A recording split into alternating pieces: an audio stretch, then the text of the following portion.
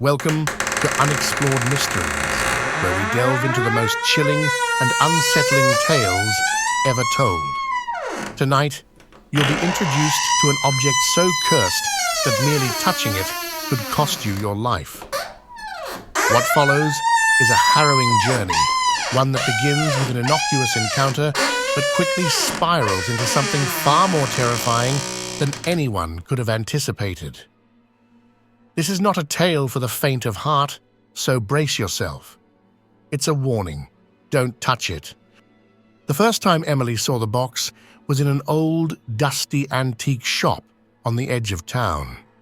It was tucked away in a corner, hidden under a pile of forgotten trinkets.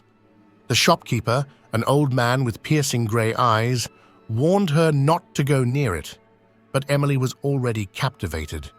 Its wooden surface was adorned with intricate carvings, symbols she couldn't decipher, but felt an unnatural pull toward. Without thinking, she reached out, and the moment her fingers brushed against the surface, a chill shot up her spine. It wasn't just the coldness of the wood, but the sudden, overpowering feeling of dread that washed over her. She pulled her hand back, her heart racing. The shopkeeper's voice cracked through the air. "It's cursed, girl! Leave it be!" Emily laughed it off, thinking it was just the man trying to sell his other, more expensive items. But the unease lingered. Something was wrong with that box, and she couldn't shake the feeling that it was calling to her. Later that evening, Emily returned to her apartment, the image of the box still fresh in her mind. She tried to distract herself, reading a book, watching TV, but the feeling of being watched grew stronger.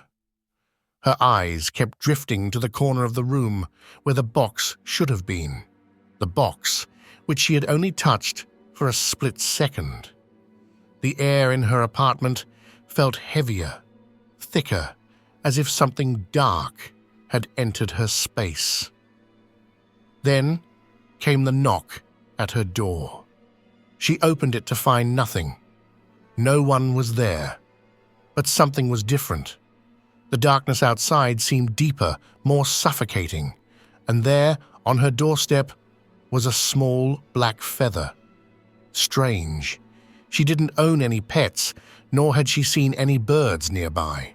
The feather seemed out of place, but when she bent down to pick it up, the ground beneath her feet trembled. She looked around, her senses on high alert. She wasn't alone.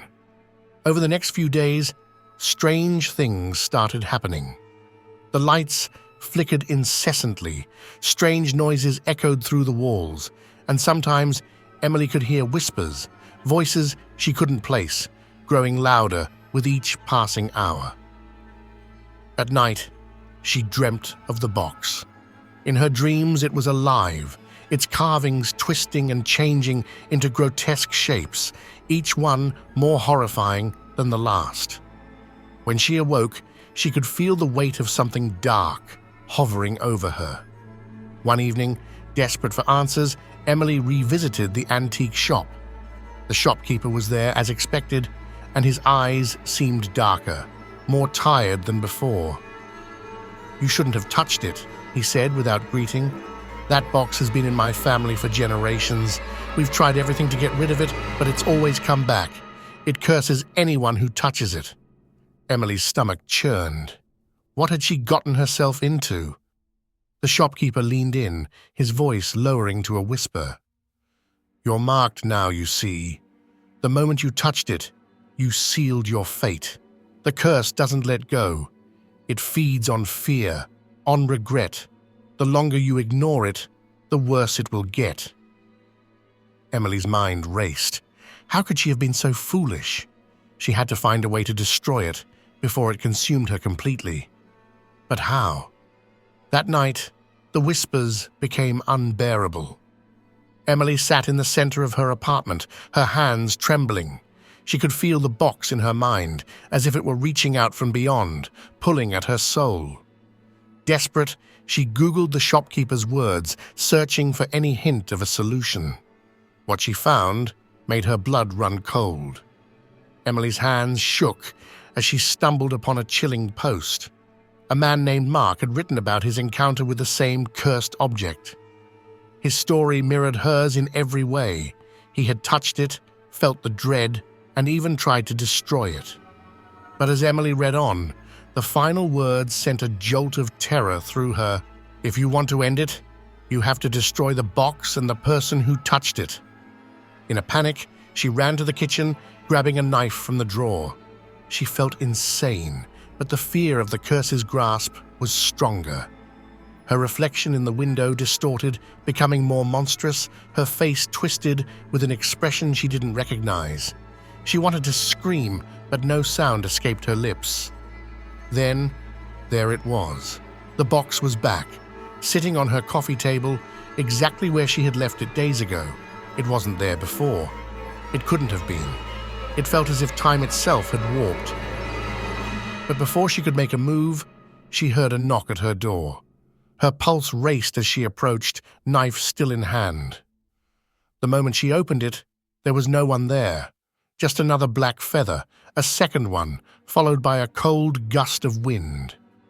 The whispers were louder now, almost deafening. Emily turned, knife raised, and looked at the box. It began to tremble, its carvings shifting again. The room darkened, and she felt the air press against her chest. In that moment, she knew that no matter how hard she tried, she couldn't escape. It was too late. Unexplored Mysteries has brought you another disturbing tale of a curse that refuses to be ignored. Emily learned the hard way. There are objects in this world that should never be touched. If you ever encounter something like this, something that seems wrong, unnatural, remember her story. You've been warned. Now let us know what you think happened to Emily. What do you believe the curse truly wants?